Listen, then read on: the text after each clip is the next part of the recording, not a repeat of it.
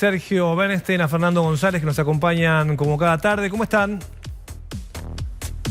Muy bien, ¿qué tal? Hola, ¿cómo están? Bueno, habrán visto obviamente el video de Mario Ishi. ¿Qué viste, Fernando, del video, de los exabruptos, de las declaraciones que ha hecho el intendente de José Cepaz, que además ni fue a la justicia, mandó a su abogado directamente? Es un episodio más de lo que llamamos históricamente los varones del conurbano, ¿no? Y varones con B larga, ¿no? Porque es un episodio que habla un poco de esa suerte de monarquía bonaerense que rige hace muchos años, lleva la democracia restaurada 37 años, desde 1983, y la verdad es que ahí es donde la dirigencia política y sobre todo el peronismo, porque de esos 37 años gobernó 30 en la provincia de Buenos Aires, donde las cosas han fallado en términos de gestión, en términos de justicia y en términos de seguridad y en términos de corrupción y de un estilo de gestión, un estilo de gobierno que expresa como nadie justamente Mario Ishi cuando dice lo que dice en un episodio que yo te digo se visibilizó porque hay una cámara, porque hoy están los teléfonos que filman y todo esto, pero esto pasa hace años y años, este tipo de episodios, no solo con Ishi, y así es como se ejerce el poder en los distritos del Gran Buenos Aires, en estos distritos de la provincia de Buenos Aires, donde la calidad de vida del ciudadano bonaerense es bajísima en todos los aspectos. Eso te iba a decir, Fer, vos hablabas del saldo de la corrupción, de la inseguridad, y yo le sumaría los terribles indicadores sociales. Ahora, sin embargo, y la pregunta es para Sergio, nunca escuchamos como una autocrítica, o en el caso del PJ, respecto de los fracasos o una cultura de poder que no le soluciona los problemas a la gente y al contrario, termina perpetuando en el poder muchísimos de los males que castigan a la provincia de Buenos Aires, ¿no? Indudablemente, Caro, estamos frente a un problema estructural. Por supuesto, podemos hablar toda la tarde del caso Ishi, del caso José Cepaz, sería un error, porque cuando lo mirás en contexto, mirando el conjunto del Gran Buenos Aires, y uno podría incluso proyectar esto a otros grandes conurbanos en el interior del país, la verdad que aquí se combinan por lo menos 4 factores, ¿no?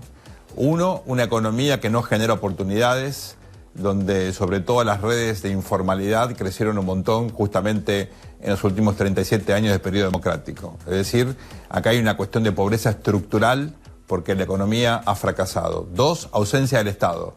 Y la teoría es muy sencilla, donde desaparece el Estado, aparecen las mafias. Y eso es lo que estamos viendo lamentablemente en la Argentina en los últimos tiempos. 3, una política degradada con un proceso de feudalización cada vez más intenso que afecta sobre todo a los segmentos más visibles de la política en el Gran Buenos Aires, pero que también uno puede proyectar al interior del país. Y 4, y esto es muy lamentable, el avance de redes de crimen organizado en particular, pero no solo de narcotráfico, un tema ausente del discurso político en este momento en la Argentina. ¿Cuál es la política en contra del narcotráfico del gobierno nacional, del gobierno provincial? ¿Cuál es la política también en contra del narco de los intendentes? Sí, no se sabe, es cierto lo que marcaba Sergio. Ahora, yo recuerdo la última frase que generó mucha polémica de este estilo de la droga, había sido de Kicillof en plena campaña electoral. ¿Vos la recordás, Fernando, que dijo algo así como con el aumento de la pobreza aumenta también el narcotráfico? Gobernaba Vidal en ese momento y fue Vidal la que salió a responderle a Kicillof que no tenía Franco, relación. Eso sí es estigmatizante de la pobreza. Sí, no dar el número de la pobreza, eso es estigmatizante. ¿Se acuerdan, no? Fue en plena campaña electoral, hace poquito, el año pasado, ¿no? En finales de la campaña. Sí, absolutamente. Bueno, fue el eje de la campaña de Axel Kicillof fue ese, tratar de poner toda la responsabilidad sobre la gobernación de María Eugenia Vidal, y lo que planteaba yo antes tiene que ver un poco con eso. En algún momento el peronismo también se tiene que hacer cargo de lo que han sido todos estos años de gestión en la provincia de Buenos Aires, porque de todos esos mandatos solo hubo 2 de la oposición, el de Armendáriz, radical, de 83 a 87, y el de María Eugenia Vidal, de 2015 a 2019. Pero todos los otros mandatos, pasando por Cafiero, Duhalde, Felipe Solá, Daniel Scioli y ahora Axel Kicillof, son del peronismo. Y la mayoría de los intendentes del Gran Buenos Aires son intendentes que han surgido del peronismo. El caso de Mario Ishi en el 99, dualdista, después kirchnerista, después cristinista, pero es una generación y un sector de dirigentes, de intendentes, que se van quedando en el poder, y donde la calidad de vida de los ciudadanos de cada uno de esos distritos se va deteriorando año a año, como lo vemos todos los que vivimos en el conurbano bonaerense, y el peronismo nunca, ni desde la autocrítica, ni desde el recambio, ¿no? Porque quizás el recambio de dirigentes sería una solución para esto, pero lo que vemos es justamente que en estos distritos, en estos municipios, si algo no hay, justamente es recambio de dirigentes, y tienden muchos a quedarse prolongando una gestión realmente mala en cuanto a la calidad de vida del ciudadano. Ahora, Fer, ¿no te asombra que estoy recordando el caso cuando finalmente fue condenado, el caso Barisco, ¿no? Para dar un caso de la oposición donde alguien fue cuestionado vinculado con algo tan grave. En este caso, bueno, Ishi simplemente son sus palabras y habrá que analizar, o será la justicia la que tiene que determinar si hay algún tipo de delito. Ahora, ¿no te asombra el respaldo que tiene por parte del partido cuando se lo ve en un video diciendo una barbaridad de esa envergadura?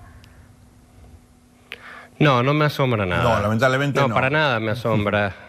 No me asombra. Al unísono fue. Perdón, sí, no. Quería decir, ahora, Sergio, no me asombra y que tengan en cuenta un dato. Mario Ishi, en lo que es la Universidad de José C. Paz, albergó a muchos de los dirigentes del actual gobierno cuando estaban en el llano. Entonces hay ahí un ida y vuelta que ahora le pagan muchos con ese silencio o esa justificación que hay para los hechos que puso en evidencia Mario Ishi. Bueno, a decir verdad, quienes los albergaron fueron los contribuyentes de José C. Paz, ¿no? El dinero de los contribuyentes de José C. Paz, ¿no? No solo, porque son universidades nacionales. ¿Sergio? Así que es contribuyentes nacionales. No, por ahí hablando de la feudalización, claro, pensá que muchas universidades del conurbano, no todas, pero muchas universidades sirven también como una suerte de unidad básica para albergar a gente. Muchos son buenos profesionales, otros no tanto, pero es una fuente de creación de empleo, y esto lo hemos visto como modelo general. Por supuesto hay excepciones, hay gente fantástica que está investigando, hemos visto avances en la Universidad de San Martín, por ejemplo, o cuestiones interesantísimas en muchas otras. No quiero generalizar, pero el hecho de que los tentáculos de los intendentes penetran también en el tejido de universidades en la provincia, no hay ninguna duda que esto es así. Ahora, Sergio, vos marcaste algo muy interesante, que es que falta conocer los planes, ¿no?, de gobierno respecto a la cual es la política para combatir el narcotráfico, tanto en provincia de Buenos Aires como a nivel nacional. Y habrás visto que Patricia Bullrich, Cristian Ritondo, digamos, gran parte hoy de la oposición salió a decir que ellos durante su gestión en la provincia habían trabajado para derribar los búnkers. ¿Hay organismos que puedan dar cifras de qué se hizo, qué está bien y qué no se hizo, qué falta hacer respecto al narcotráfico? Bueno, acá hay un problema importante, porque es cierto, la gestión de Vidal, Ritondo con Bullrich a nivel nacional trabajó mucho y se derribaron un montón de búnkers y también se incautó un montón de droga. Pero eso es así, porque eso es lo que dicen ellos. Digo, ¿eso es así? O sea, sí, es cierto. ¿Es comprobable? Sí, es cierto, y hay... Bueno, el problema ahí es si las redes fueron desarticuladas o no. La crítica de la oposición es que las redes no fueron desarticuladas, que vos al derribar un búnker vas, digamos, a la consecuencia o a una parte superficial de un problema mucho más profundo. Acá, por supuesto, hay que entender que no hubo una política de Estado de lucha contra el narco que fue seguida a lo largo del tiempo. Y ese es uno de los grandes dramas que tenemos. Cada gobierno llega, hace lo que le parece mejor. En algunos casos hubo avances significativos. La verdad que el incremento en droga incautada durante la gestión de Patricia Bullrich y en particular en la provincia de Buenos Aires fue enorme. Pero la sensación que uno tiene es que el fenómeno sigue vigente y falta coordinación también como para que la cuestión del narcotráfico sea encarada como lo que es, ¿no? Es un problema sistémico que incluso tiene redes a nivel regional e internacional, y aquí hay un debate enorme si esto implica o no una cuestión interna. El gobierno sostiene, recuerden ustedes ese documento reciente de la nueva política respecto de las Fuerzas Armadas, que hay que excluir a las Fuerzas Armadas en la lucha contra el narco. Acá tiene que ver esto con una hipótesis de los Estados Unidos. En fin, es un debate que también tiene características ideológicas, pero en la práctica lo que yo veo acá es una ausencia de política pública para luchar contra el narco, que es un fenómeno muy significativo. Lo que vimos en este caso es una consecuencia de la falta de una política a nivel nacional. Sí, falta de política pública, o quizás en algunos casos, digo, estoy pensando en casos regionales, ¿no? Pensemos por fuera de la Argentina por un segundo. Países que básicamente parecen tener por momentos un estado paralelo como México, gobernado por el narco. Ahí lo que hay es una connivencia de funcionarios del Estado, de personas de la política con el narco, por una u otra razón, en algunos casos ya directamente por miedo. Lo cierto es que ese es un camino peligroso. Digo, no tener una política con respecto a eso hace que los espacios vacíos los ocupe, ¿no, Fer? Totalmente. El dejar hacer en términos de política de narcotráfico lo que hace es que el espacio que tiene que ocupar el Estado, y si hay un lugar donde el Estado está ausente, es obviamente en las barriadas más pobres de todo el conurbano, de la zona sur, de la zona oeste, de la zona norte, y lo que sucede es que cuando no está allí la policía, no está allí la justicia, no está la sala de salud en cada barrio vulnerable, que es el lugar donde se puede llevar el control de salud y poder tener una mirada sobre la población más vulnerable. Cuando sucede eso, los que lo reemplazan terminan siendo los narcos, terminan siendo los soldaditos, los chicos, los adolescentes, que pueden ganar mucho más dinero haciéndole un favor, haciendo de guardias de los traficantes, en vez de tener que salir a buscar un trabajo mal pago, un trabajo en cualquier lado para poder subsistir. Esta es la cuestión más lacerante que tienen los barrios del Gran Buenos Aires, y que año a año la cuestión se va deteriorando. Yo también, como decía Sergio, creo que hubo una resistencia al narcotráfico en los años anteriores, pero no alcanza todavía. Esto tiene que ser una política conjunta del poder político, de la justicia y de las fuerzas de seguridad, para poder hacerle frente y que no terminemos en lo que sucede hoy en algunos lugares de México y otros lugares de Latinoamérica, donde el narco reina como el verdadero poder dentro de los barrios más vulnerables. No quiero que nos quedemos sin tiempo y quiero llevarlos a un tema que me parece que necesitamos ahí la claridad o el análisis para entender lo que está pasando y que va a ser el tema de esta semana, que es el tema de la justicia. Entonces les pregunto, puntualmente están pasando dos cosas a esta hora, ¿no? Por un lado, el proyecto de ley para reformar Comodoro Pi, ¿no? y tener más jueces federales atendiendo causas de corrupción, y por otro lado, el nombramiento de consejeros para ver cómo reformar la Corte Suprema y el Consejo de la Magistratura. Llega todo a la vez esto, ¿no? Y entonces empezamos como a tener ciertas confusiones, porque aparecen nombres que van para jueces federales, nombres que van para ese consejo. Sergio, vos que estás leyendo de lo que está pasando en la justicia, digo, para que vayamos pensando con claridad lo que se viene y no sea toda una cuestión que nos confunda.